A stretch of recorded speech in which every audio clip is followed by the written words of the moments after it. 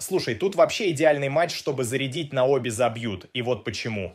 Казахи, какими бы их ни считали букмекеры, реальные бойцы и красавцы, которые не ложатся под соперника, даже когда против них выходит топ-уровень Северную Македонию, остановили, Лихтенштейн разнесли в хлам, и самое главное, при Байсуфинове команда наконец-то перестала бояться играть в атаку, домашняя поддержка в Астане всегда зверская, и один свой момент Казахстан тут точно найдет. А Бельгия? Да, мощная, быстрая, техничная, но дырки в обороне у них такие, что через них ветер гуляет.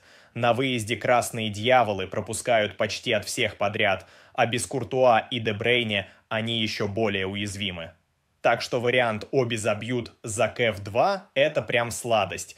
Если хочешь такие же смелые и заходные прогнозы каждый день, залетай в телегу, там матчи жирнее, коэффициенты выше, экспрессы прилетают стабильно, не тормози.